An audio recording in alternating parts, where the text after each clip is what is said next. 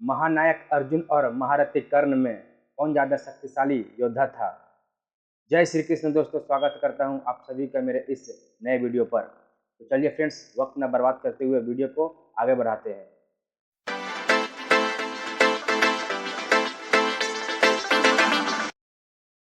महाभारत के महाकाव्य में अर्जुन और कर्ण की कथा सदियों से लोगों के मन में गहरी छाप छोड़ती आ रही है।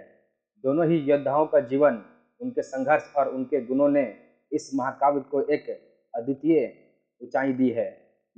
यह प्रश्न कि अर्जुन और कर्ण में कौन श्रेष्ठ था, एक ऐसा प्रश्न है जो केवल युद्ध कौशल पर आधारित नहीं है, बल्कि इसमें उनकी मानवीय कमजोरियां, उनके आदर्श और उनके जीवन की परिस्थितियां भी महत्वपूर्ण भूमिका निभाती है।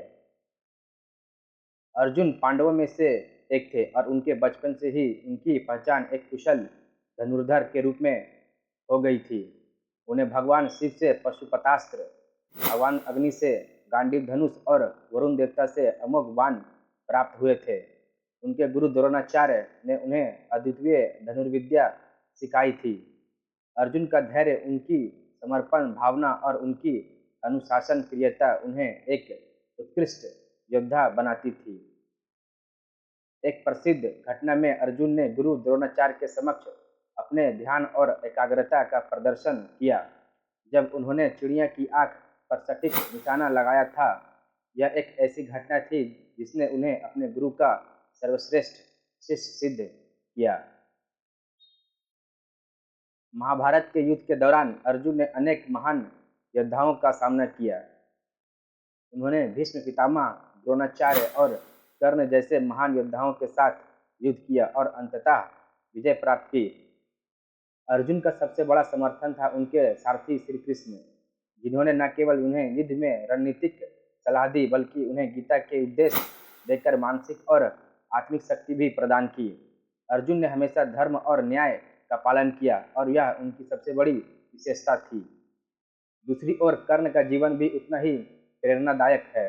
कर्ण का जन्म सूर्यदेव और कुंती के पुत्र के रूप में हुआ था, लेकिन उनका लालन पोषण एक सूत्र परिवार में हुआ। कर्ण की कहानी संघर्ष और कठिनाइयों से भरी हुई थी। उन्हें समाज में हमेशा एक निम्न वर्गीय के रूप में देखा गया। बावजूद इसके कि वह एक महान योद्धा थे, गुरु परशुराम ने उन्हें धनुर्विद्या में प्रशिक्षित किया। लेकिन जब उन्हें कर्ण के सूत्र पुत्र होने का पता चला तो उन्होंने कर्ण को शाप दे दिया। इस श्राप का असर कर्ण के जीवन पर गहरा पड़ा, लेकिन उन्होंने अपनी कठिनाइयों का सामना करते हुए भी अपनी योग्यता और वीरता को बनाए रखा। कर्ण की सबसे बड़ी ताकत उनका कवच और कुंडल थे, जो उन्हें अमरत्व प्रदान करते थे। लेकिन अपनी दानवीरता के कारण उन्होंने यह कवच और कुंडल इंद्र को दान दे दिए थे। कर्ण का जीवन सच्चाई और मित्रता के प्रति उनकी निष्ठा का प्रतीक है। उन्होंने हमेशा अपने मित्र दुर्योधन के प्रति अपनी वफादारी दिखाई और अपने अंतिम सांस तक उसके साथ खड़े रहे। महाभारत के युद्ध के 18वें दिन अर्जुन और कर्ण का सामना हुआ।